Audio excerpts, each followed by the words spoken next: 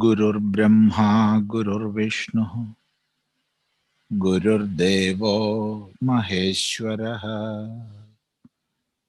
Guru Sakshat Param Brahma Tasmai Shri Gurave Namaha. Om Sadashiva Samarambham Shankaracharya Madhyamam Asmadacharya Paryandam Vande Guru Paramparam. Om.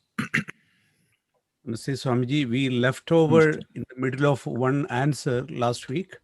That was, the question was from Babuji, and he was asking the comparison between Sadhana Chatushtayam and Ashtanga Yoga, and you were explaining Nitya Nitya Vastu Vivekam. That is the first step of the Chatushtayam. So you promised that the continuation will happen today. So I just want to remind. So the question was how to relate sadhana Chatushtaya Sampatti with Yama Niyama. Yama and Niyama. This was the question, I think.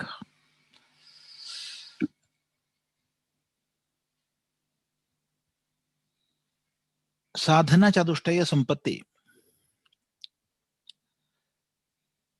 It is considered in the Vedanta Shastras as the essential prerequisite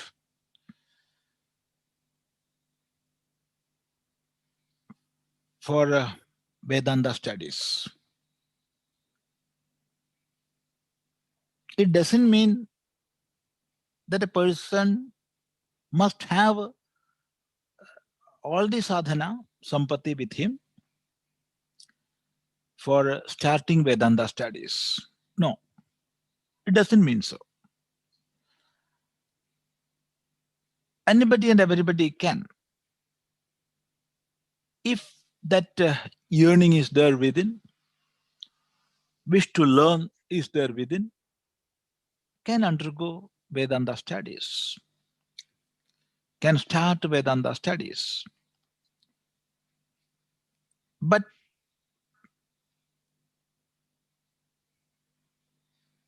to reach the heart of Vedanta, to realize the inner message of Vedanta, or we can say this much, to realize Vedanta, one must have this sadhana sampatti.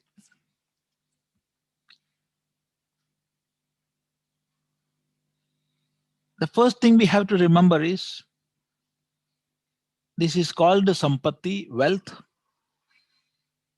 So it is to be accumulated first, then preserved.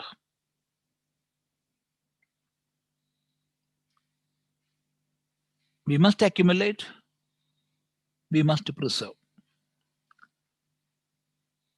Otherwise, wealth won't stand. So, in this sadhana chatushtaya sampatti, the first one is nitya nitya viveka. Regarding that, we have I remember we had discussed last week, and that is the discrimination between what is real and what is unreal. What we are seeing around us, the world around us, the universe where we are living,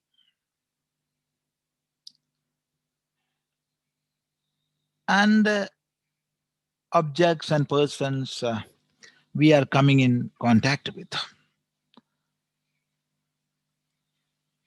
All these are having birth and death.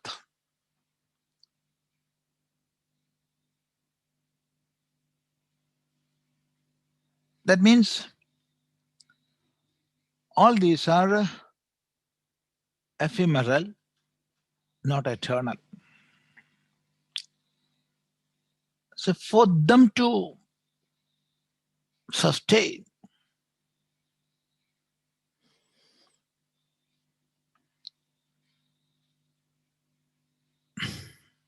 there must be a substratum, there must be a base on which all these phenomenal planes are coming, staying, and going. It must be eternal. And what is that? So this discrimination, that is the first sampatti, nitya anitya viveka. Then from that viveka, from that discrimination, as a natural effect, vairagya will come. Vairagya is not something separate or distinct from viveka. It is a natural product of viveka.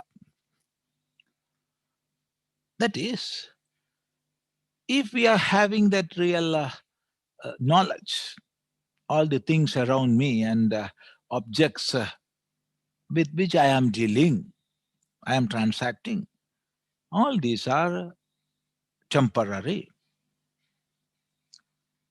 Nothing is eternal. Nothing will last forever. So if the discrimination is there, strong within, naturally dispassion will come. Detachment will come.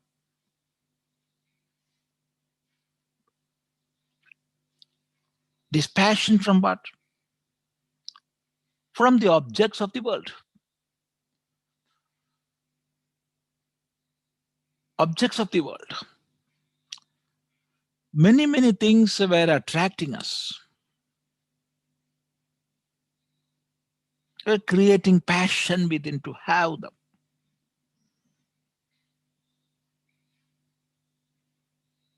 Creating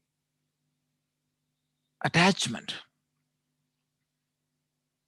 We are getting attached with many, many things of the world.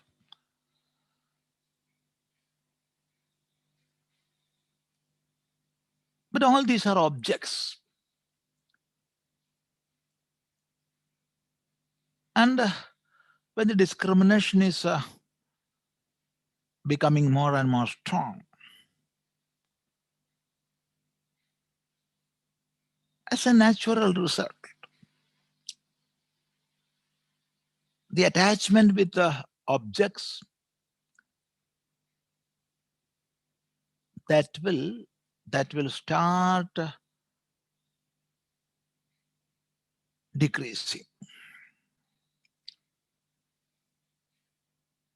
As discrimination goes up, attachment goes down.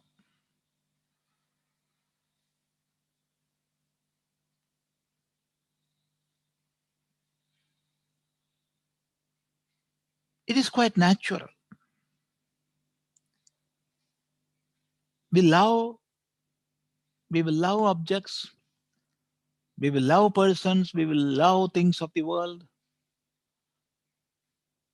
And in a sense, we have to realize that our love towards the universe and objects in the universe will grow. It will break the limits. But attachment, that will come down. That is a natural development of detachment happens within.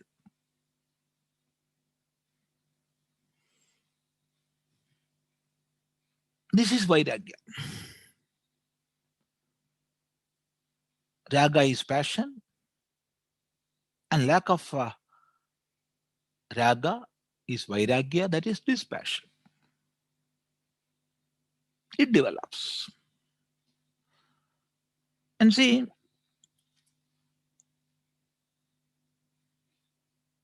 we are living in this world as a product of our past experiences.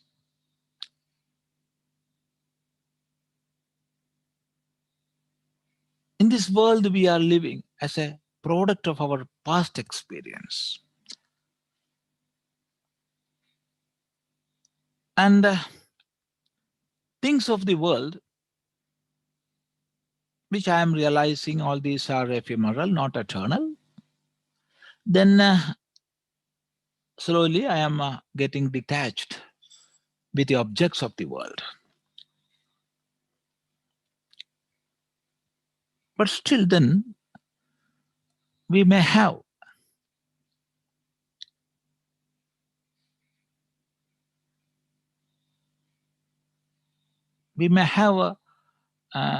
many ideas regarding the world hereafter and experiences we are getting there, celestial worlds, heaven, and enjoyments of the heaven. That is the world hereafter and the enjoyments there.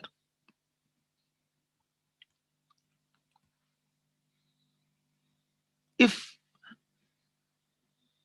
the discrimination is well established within, then we will realize as the objects of the world or objects of this world, objects in the other world also will vanish. They will also have a natural death. If this world is not eternal, the other world also must be or will also be ephemeral, not eternal.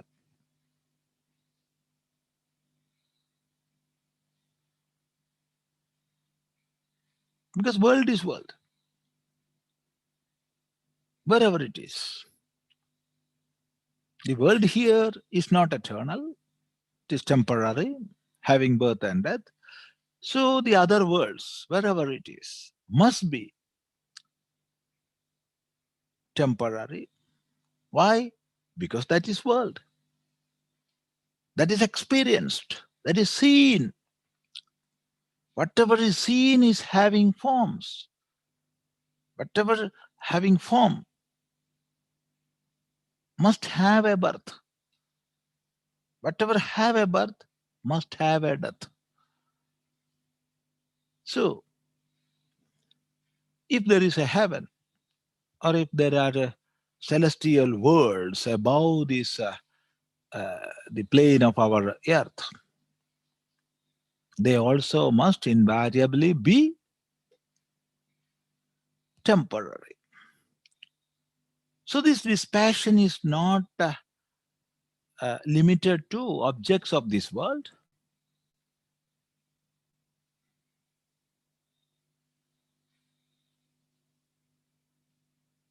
About the other worlds also, our attitude will be that.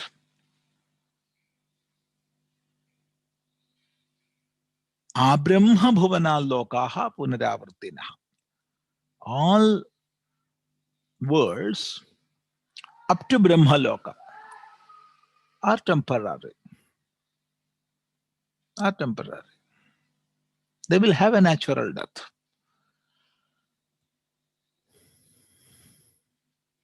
So that is nitya nitya viveka and ihamutrartha bhalabhoga viraga.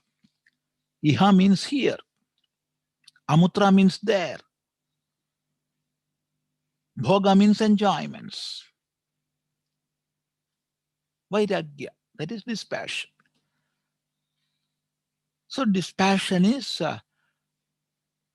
well established within.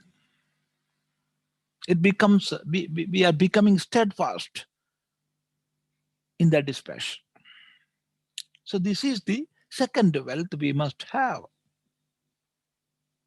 This we must accumulate and preserve. Then there is a Samadhi Shatkam. Shatkam means a set of six. So set of six wealths. What are they? First is Shama, then Dhamma, then Uparati, then Titiksha, then Shraddha, then Samadhana. These are Shatka Sampatti. Samadhi Shatka Sampatti. What is Shama? Shama is control, the ability to control our own mind.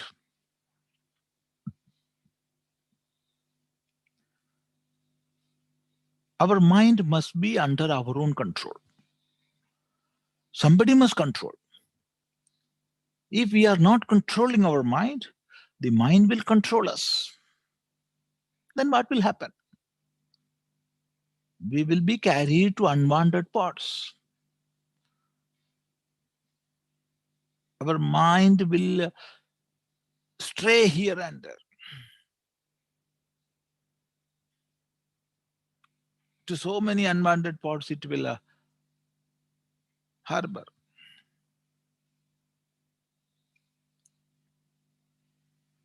So we must have perfect control over our own mind. This is Shama. This is called Shama. And controlling our own mind, it is connected with controlling our senses of knowledge and organs of action. We are having 5 senses of knowledge and 5 organs of action. That is Jnanendriya and Karmendriya. So controlling these 2 sets of Indriyas, that is called Dhamma. That is called Dhamma. So we must control our senses. What will happen if we are not controlling our senses? They will control us. If they are controlling us, they are the masters. And we will be the slaves. They will dictate and we'll have to follow. That will make our life degraded.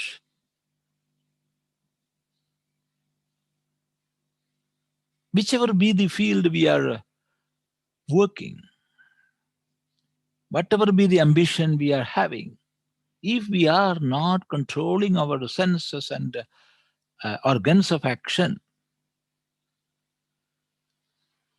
we will not reach our goal. There is no doubt in that. So the first prerequisite for a successful life, whichever be our area, the first prerequisite is we must have control over our senses of knowledge and organs of action. And see, the Shama and Dhamma, they will go together. Because without Shama, we cannot have Dhamma. And without Dhamma, we cannot have Shama. Because Indriyas are pulling our mind to objects. And it is the mind which is pushing our our indriyas to many objects. So a sort of push-pull activity is there. One is pulling and the other is pushing. So Shama,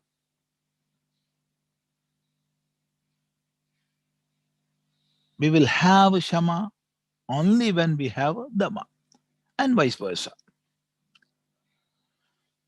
And therefore we must have both Shama and Dhamma. Then what is Uparati? That is the other Sampati. Another Sampati is Uparati. Uparati is a state of natural withdrawal. It is a state of natural withdrawal. Withdrawal of what? Of the senses, of the mind, of all our instruments.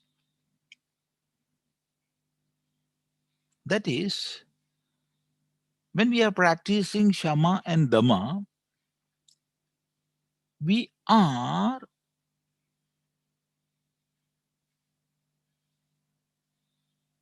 working we are working to have that Shama and Dhamma. We are practicing Shama and Dhamma. So our effort is there.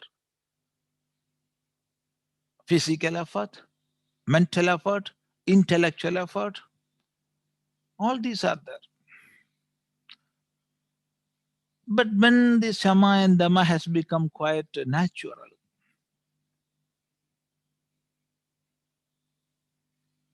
and in the very base of all this, if we are well established in discrimination, viveka, then we will not run after many objects of the world. We will not have a irresistible passion to reach the other worlds. That means there will be a natural withdrawal of our senses and indriyas, mind, buddhi, all these instruments. So that is uparati. That is uparati. Many acharyas explain uparati as sannyasa. What's the meaning of uparati? Many acharyas says it is sannyasa. That is, it is renunciation. Seeing no meaning in physical efforts, seeing no meaning in acquiring this and that, reaching here and there. As a natural course, we are reaching at this plane, which we call sannyasa or renunciation. Here we must realize that this is a natural development. Not we are doing something artificially.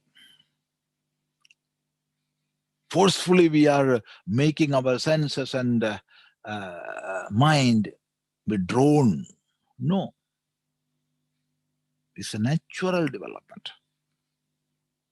So that is uparati. Then there is shraddha. Shraddha. What is shraddha? Shraddha is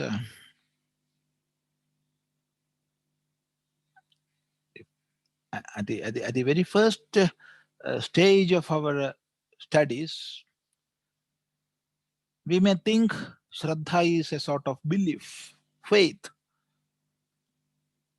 Yes, that is true. But Shraddha actually, it is a faith, or it is a belief, it is a faith that is coming as a firm conviction.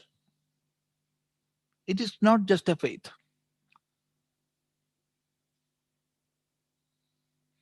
It is not just a faith. Shraddha is firm faith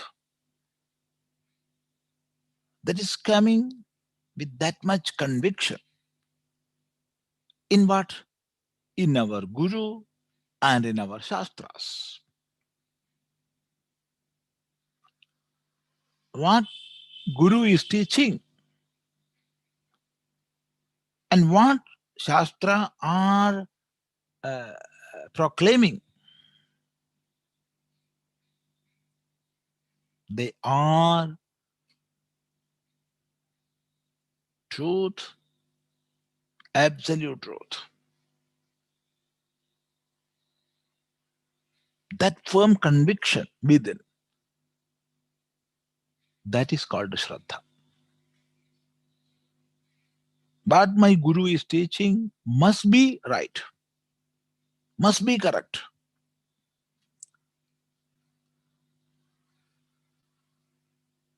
He will not teach something without knowing. So the teaching that is pouring out from my teacher is coming out from his own experience.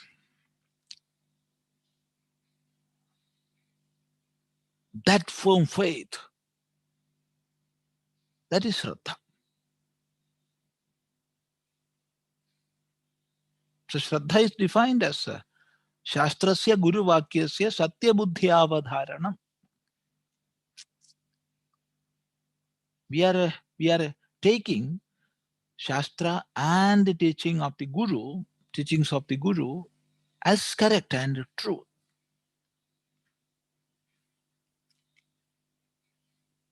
Because Guru will not lie. He is fulfilled. So Guru is living in his fulfillment. So what he is teaching is from his own experience, and he is teaching only out of compassion. Only out of love and compassion he is teaching. There is no other consideration for him. So that knowledge itself gives firm conviction and firm belief. And that faith is Shraddha. This is the most important sadhana.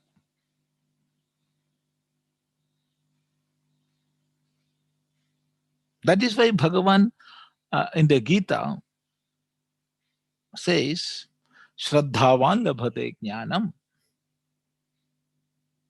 One who is having firm Shraddha within, firm faith within, he will get jnana.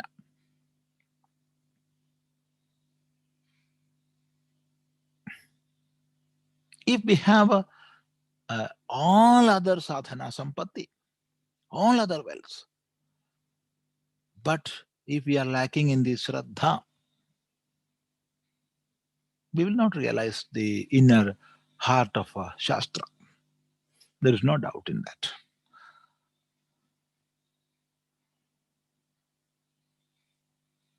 That is why Bhagavan Bhashyakara says, Shraddhavatameva satampumartha samirita siddhyati netarasham. That is what is taught in our Shastras, that a man with a firm Shraddha alone will realize.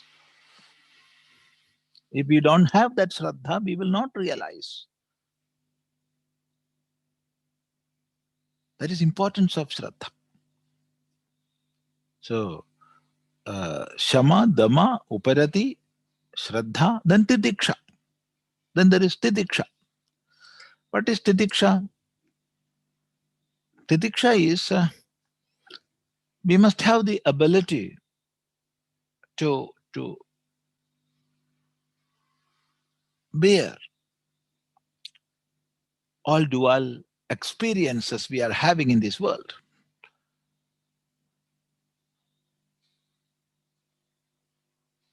If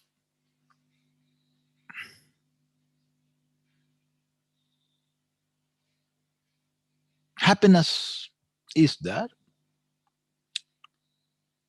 sorrows will be there.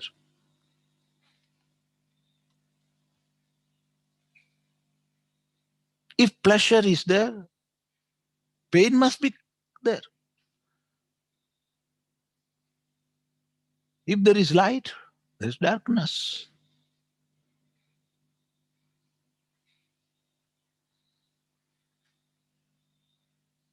These dualities. That is the rule of the universe. Always there will be dualities, pleasure and pain.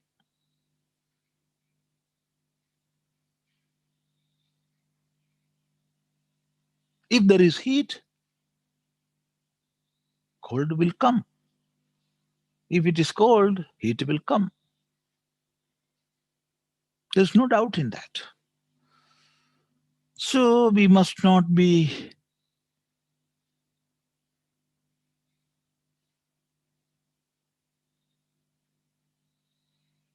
attacked, or we must not go down because of these dual experiences we are having in this world. This life, human life, means experiencing dualities. We must take them both.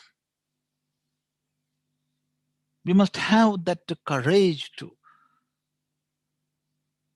take both pleasure and pain, all the dualities. That strength we must have. This is Tidiksha. Sukha dukkhadi dvandva sahishnutvam. Ability to bear with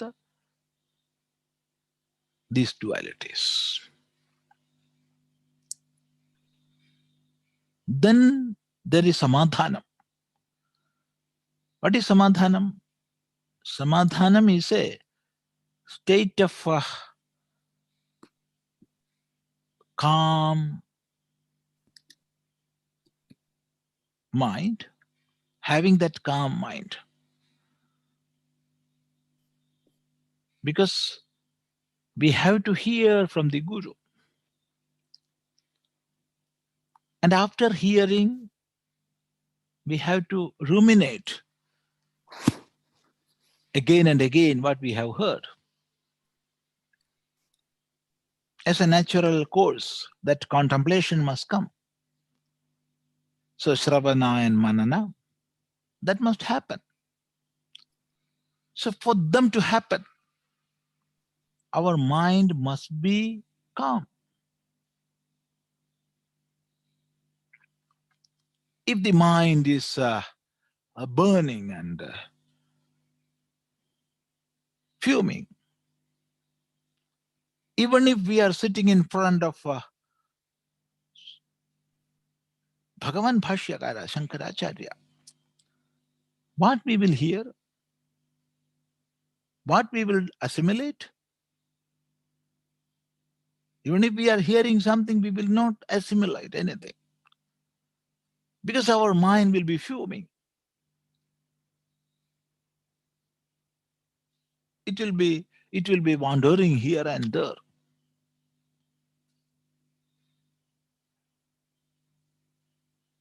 Mind will be engaged in other activities. So we must have that calmness within to hear from the Guru. And that is called samadhanam. Samyak adhanam. Sama plus adhanam. State of well-controlled mind. So all these 6 qualities or 6 types of wealth we must have within. Then there is mumukshutvam. What is mumukshutvam? That is real eagerness to get liberated from the clutches of samsara.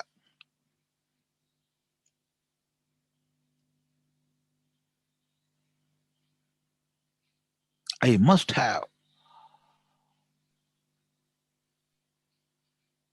absolute freedom in this life.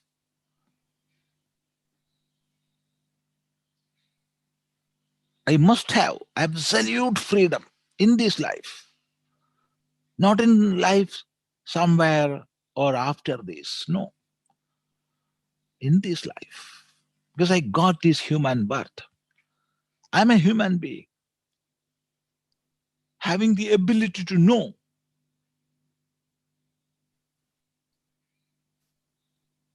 Being a human being,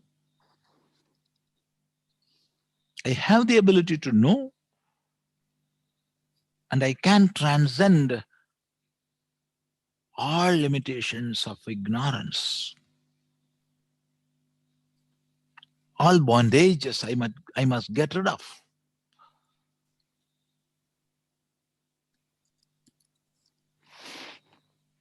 That yearning, that burning feeling within. Let me repeat once more. That burning feeling within. That is called mumukshutva. It was burned within. It won't allow you to sit somewhere. It will make you run in quest of the ultimate reality. That is mumukshutva. So, these qualities or these sampattis, wealth, they are called sadhana chatushtaya sampatti. Chatushtaya means fourfold. So this wealth is fourfold. Viveka, Vairagyam, then Samadhi Sampatti, and Mumukshutva. For a detailed study, we must enter into the study of some prakaranas, and with traditional definitions, we have to learn this.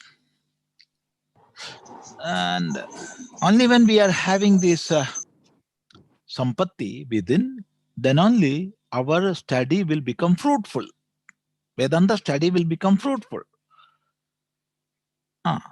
Many a time we may misunderstand that a person can start studying Vedanta only after getting these 4 sampattis. No, there is no such a law.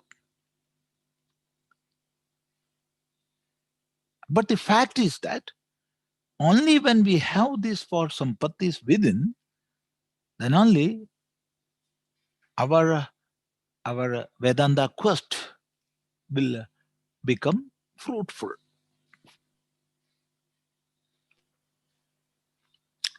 Now come to the next part of the question. That is the first steps of Ashtanga Yoga, Yama and Niyama.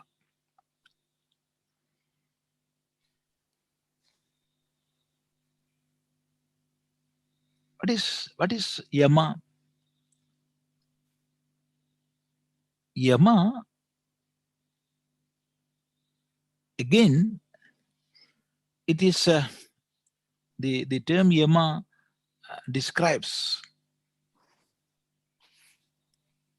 fivefold practices.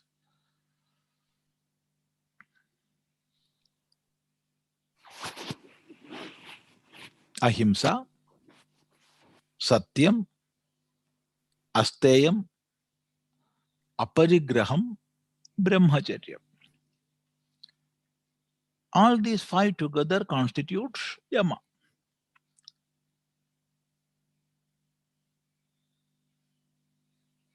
First is ahimsa.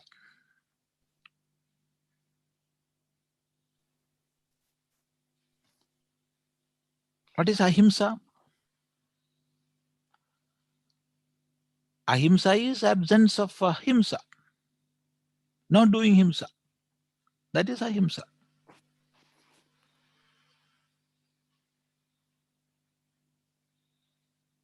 Himsa is when we are killing, or when we are giving sorrow to others willfully. If we are killing somebody or some creature without our own will, it is not himsa. When we are doing it willfully, then it is himsa. So abstaining from that, abstaining from all sorts of violence in this life, that is ahimsa.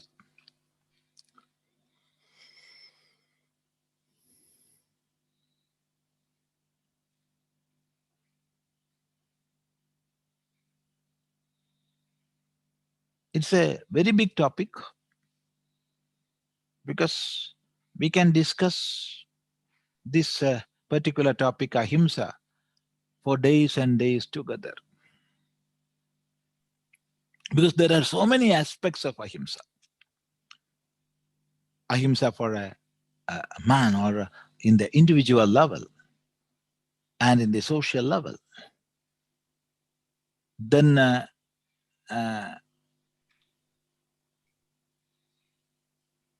ahimsa vis-a-vis preservation of our dharma or protection of dharma. So himsa to protect dharma and ahimsa. How all these have to be taken into account? What sorts of comparisons are there? So many topics are there. I'm not going to all these in detail. So there are many aspects of ahimsa. We have to discuss that one way. We discuss. But now for this purpose of this question, for answering that question, I'm not going to that much elaboration. Then satyam. Satyam is always speaking truth. Always speaking that which we know it is correct and real. What knowledge I got from a valid means of knowledge, that is pramana. Valid means of knowledge means pramana. Speaking that is satya. Never lying. That is satya. Then astayam is there. Stayam is the habit of stealing, and astayam is non-stealing. Non-stealing. And when I am wishing something, when that wish is there within to have something, for which I don't have the right,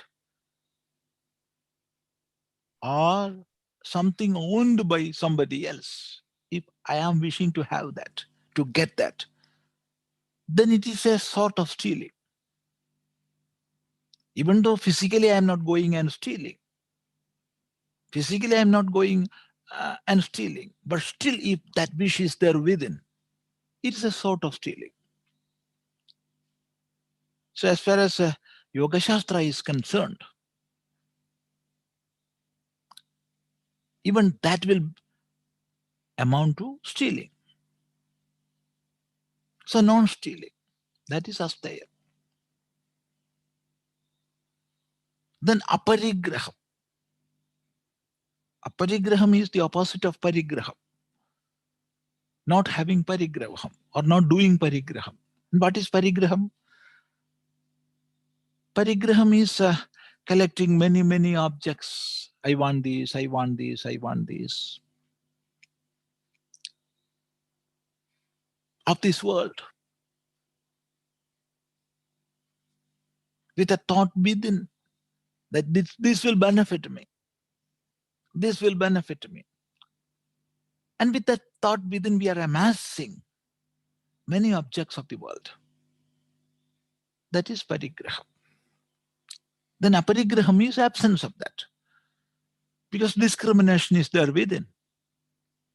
Why? I don't want this. This won't lead me to my goal in this life. This won't lead. I must not be a slave of these objects.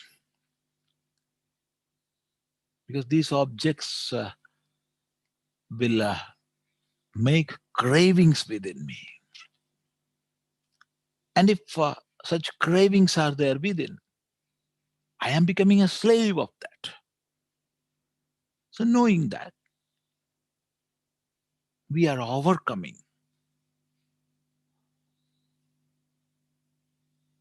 the habit of amassing things. I want this, I want this, I want this.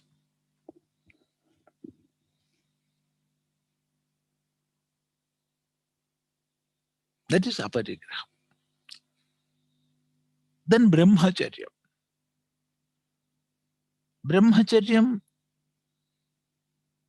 have many levels of brahmacharya is there. The highest meaning is brahmani charati. That is one who is well established in Brahman. He is a brahmachari and his nishtha is brahmacharya. But that meaning we must not take here in the Yoga Shastra. Because there is no such a concept as being one with Brahman in Yoga Shastra. It's a Vedanta topic. There is no such a topic, such a discussion in Yoga Shastra. So, residing in the self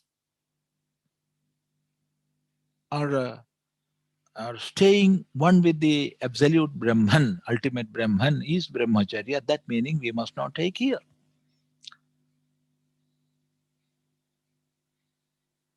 Then there is another meaning for Brahmacharya, that is Brahma means Veda, and the habit of studying Veda is Brahmacharya. That's another meaning. But here, in this Yoga Shastra, the meaning of Brahmacharya is controlling our own senses. Controlling our own senses. That is Brahmacharya.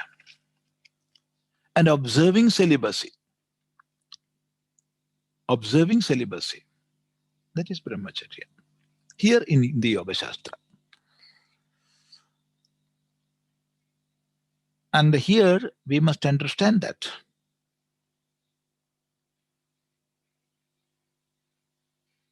when we speak about Brahmacharya, we must know the rules or the customs and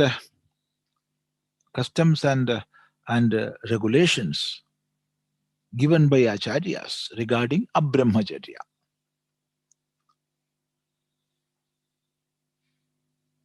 Because brahmacharya of a brahmachari and brahmacharya of a grihastha are not the same.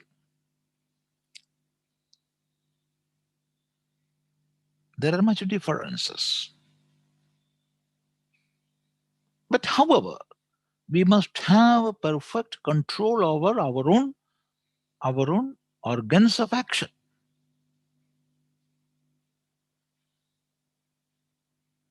And we are not running after uh, objects of the world for sensual enjoyments.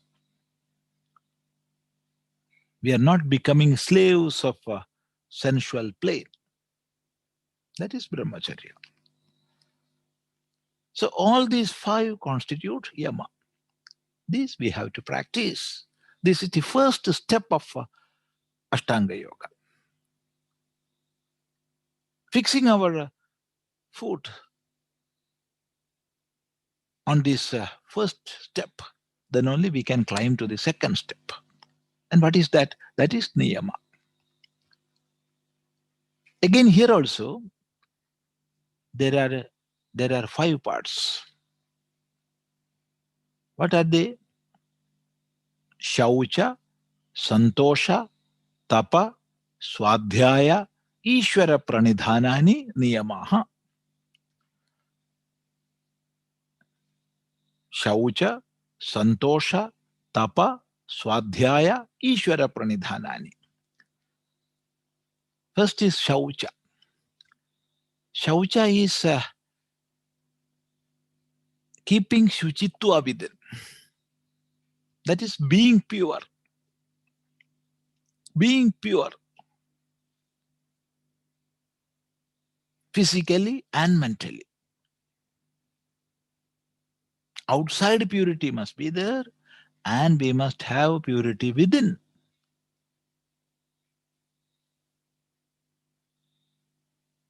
With proper washing, cleansing, having bath, we can have purity of the body, or we can cleanse the body. And through upasanas, asana practice, pranayama,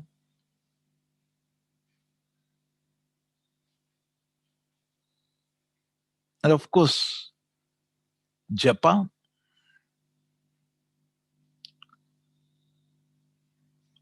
with all these practices, we can purify our intellect, our mind. So this is shaucha. Keeping body, mind and intellect pure. Then santosha. Santosha is contentment.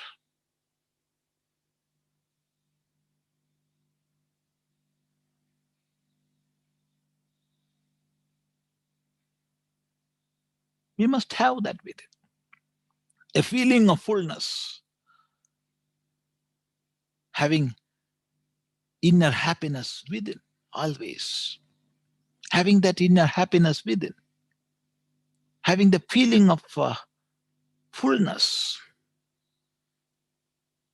Enough. Enough. That feeling. That will give a santosha. Santosha is not something we are getting from accruing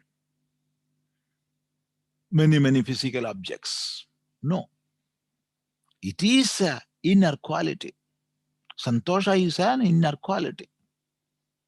If that inner quality is there, we will have that always, irrespective of our gain and loss.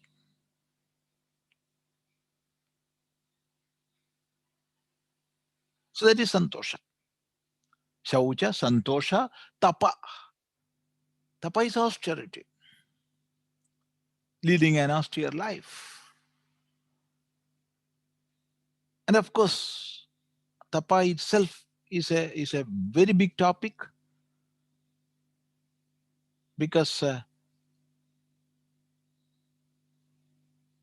bodily tapas is there, tapas of words are there, tapas of the mind is there. So different types of tapas are there. However, tapas is austerity. Then swadhyaya. Swadhyaya is studying, studying scriptures, reading scriptures, or chanting pranava, chanting onkara. These are swadhyayas. Then Ishvara Pranidhana. Ishvara Pranidhana is worshipping Ishvara, worshipping Ishvara, worshipping Him who is controlling everything. And when we are speaking about Yoga Shastra, the meaning of Ishvara is having a difference from our general concept. Because by the term Ishvara, we are meaning one who is doing that controlling, one who is controlling everything. But in the Yoga Shastra, the meaning of Ishvara is Klesha Karma Vipak Ashayaihi Aparamrishtaha Purusha Visheshaha. That is a special type of Purusha, devoid of all kleshas, that is sufferings. Then karma,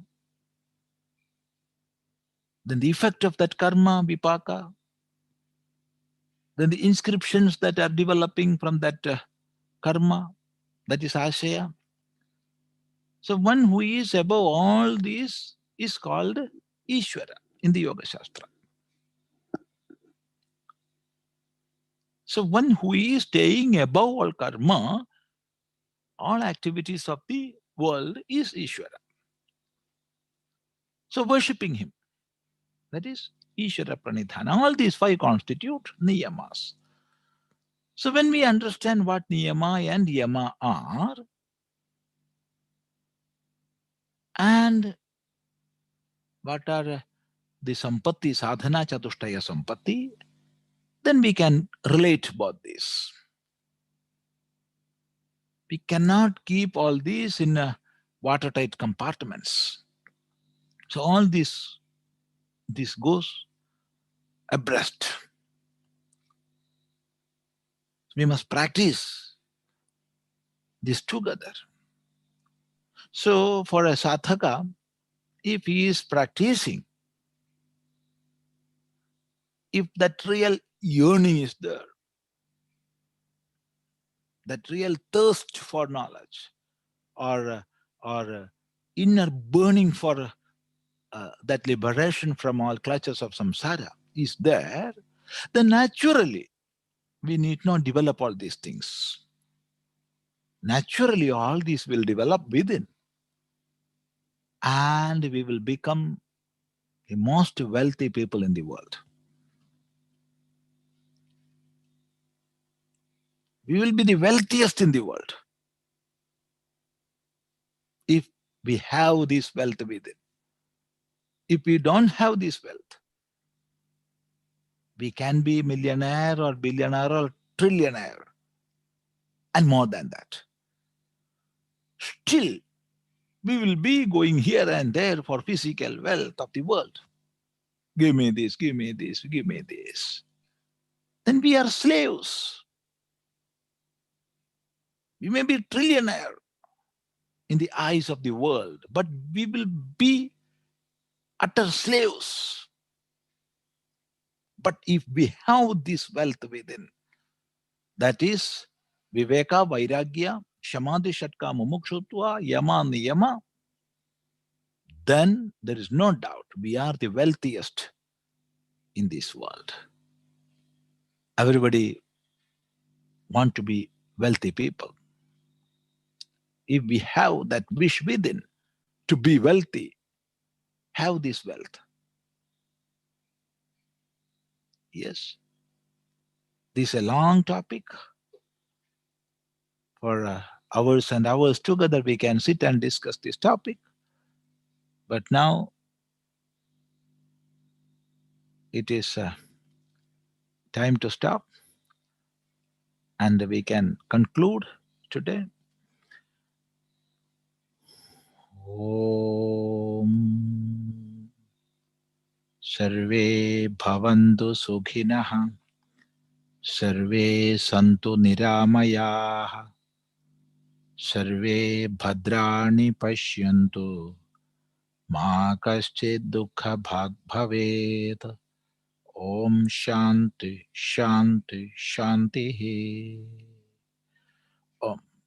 Before stopping, one thing for your information. Tomorrow we have to cancel this session in Malayalam. Next Saturday we can continue. Tomorrow from 7:30 to 9:30 Indian time. Indian Standard Time, 7:30 to 9:30. There is a not a debate, but something like a debate in the Janam TV. So you can come there and be a part of